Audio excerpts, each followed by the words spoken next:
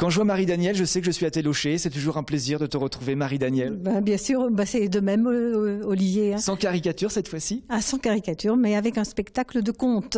Les mots d'hiver. Oui, ils sont d'ailleurs en train de jouer, mais pour ne pas déranger, on s'est mis dans l'interview, on s'est mis dans les loges. Il y a beaucoup de monde, hein? Ah, beaucoup, oui, il y a au moins 200 personnes. Ça fait combien de temps que ça existe, le festival? Ça fait très longtemps, ça doit faire 16 ans, c'est la 7e édition. Ça fonctionne comment? C'est pas uniquement à Télocher, hein? Ah non, c'est pas. Il circule en octobre et en novembre. Alors il fait des étapes dans les villages qui le souhaitent. Et il fait des étapes à Télocher depuis au minimum depuis 2003. Là, cette année, le thème? Le thème, c'est Couscous et Pasta, parce que c'est le spectacle de clôture et c'est un spectacle spécialement concocté pour cette fête de clôture. Et c'est deux Italiennes et une Marocaine qui viennent et qui ont concocté un spectacle de clôture.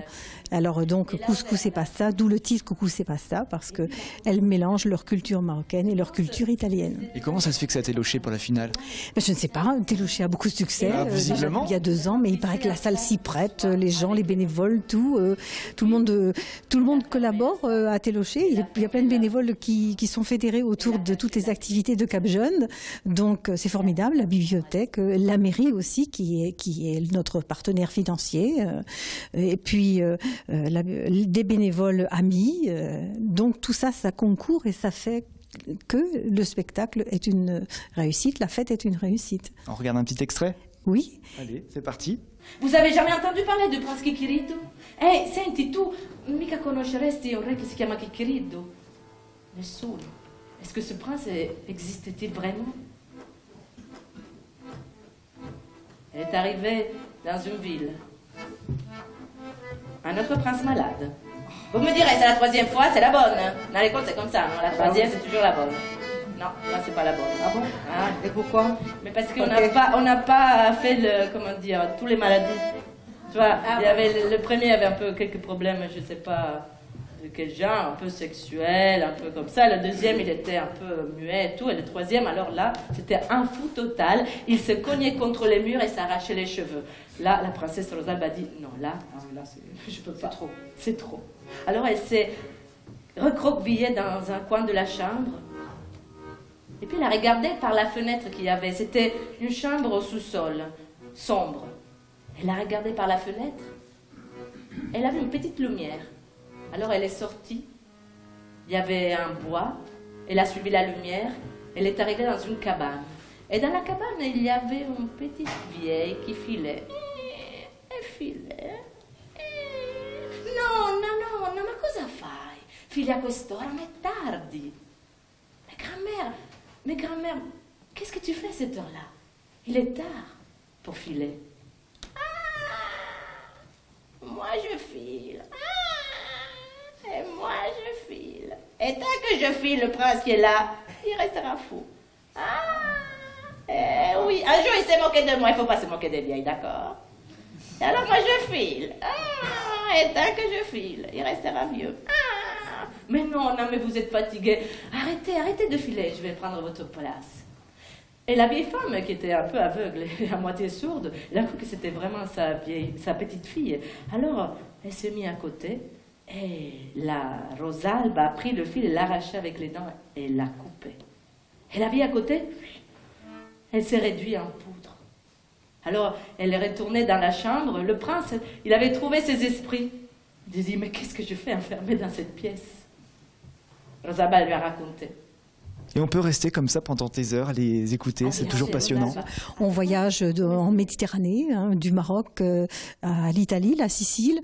Et puis après, nous convierons tous les spectateurs, tous les gens qui ont participé, les acteurs à venir prendre un pot, un goûter qui fait évidemment de spécialités marocaines et italiennes, adapté tout à fait au spectacle et fabriqué aussi par les bénévoles. T'as vu un petit peu ce qu'il y avait? Oui, il y a des cornes de gazelle. Enfin, j'ai pas trop vu parce que là, c'est pas nous qui nous avons préparé, c'est la Fédération des foyers oraux. Et donc, il y a des cornes de gazelle. Il y a je ne sais plus quelle spécialité italienne. Je sais pas, j'ai pas fait le tour encore, mais j'ai vu. Oui. Puis, alors là, il y a quelqu'un qui sait faire le thé à la menthe. Il faut aller la voir. Je vais y aller alors. Oui, voilà. On continue le spectacle et puis moi, je vais essayer de goûter le thé. D'accord. Ok. Marie-Danielle, on se revoit quand maintenant? Ah ben, au festival de la caricature. Ouais. Vous savez qu'on a monté un atelier théâtre aussi? Ah non? C'est une nouveauté. Du théâtre. Exclusivité pour l'infiltré du dimanche. Oui. Donc qui peut venir faire du théâtre? Ah ben, des adultes et des enfants. Et on a été obligé de faire 2 groupes. C'est parce qu'il y avait un succès. C'est à Telocher, oui. Génial. Voilà. Et on fait le spectacle le 31 mai, alors sûrement qu'on aura besoin de vous. Avec grand plaisir. Merci à notre partenaire LMTV, puis à vous Olivier. Je vous adore. Merci Marie-Danielle. À bientôt. On va goûter le thé, Grumuald. Oui, on va goûter le thé.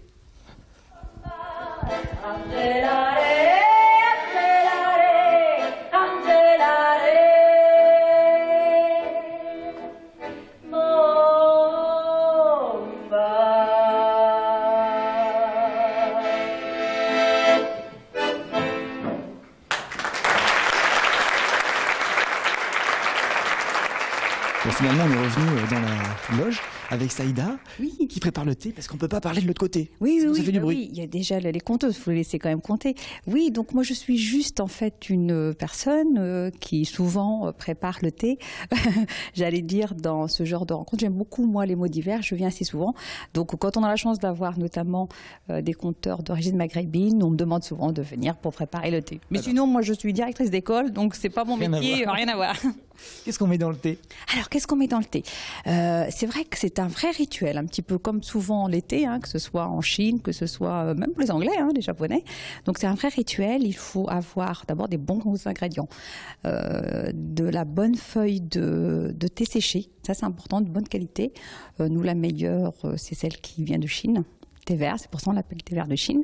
Ensuite, il faut de la menthe fraîche, c'est très important.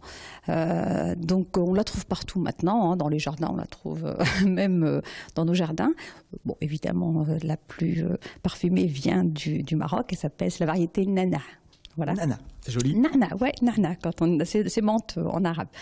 Voilà, donc les étapes. Première chose, ébouillanter une bouilloire. Je dis une bêtise. De l'eau. De l'eau dans la bouilloire. Non, une théière.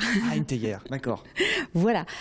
Donc, oui, en fait, il faut une théière. Il va de soi, une bonne théière, fait si c'est possible à Marrakech ou à Fès, parce que c'est là-bas qu'on fabrique les plus jolies théières, si possible, en étain bien lourd qui conserve la chaleur. Donc, ébouillanter cette théière avec de l'eau très chaude. Ensuite, remettre une petite cuillerée. Ça suffira de thé parce que c'est assez fort. Mettre un petit peu de sucre. Ensuite, mettre de l'eau chaude, pas bouillante si possible, chaude, frémissante. Et rajouter 4-5 brins de menthe fraîche et laisser jusqu'à frémissement. Ça dure 3 minutes. Laisser infuser 10 minutes, un quart d'heure. Et puis après, servir si possible avec de jolis verres et avec le sourire et des petits gâteaux. C'est tellement plus sympa quand c'est vous qui le racontez. Parce que faire du thé, bon, mais quand c'est vous qui le dites, franchement, c'est génial. Merci bien. Voilà, en tout cas, le plus important dans le thé, c'est le partage.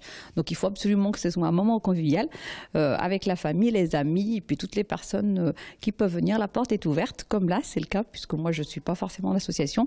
Mais quand on nous demande de faire le thé, il faut venir. C'est presque une obligation.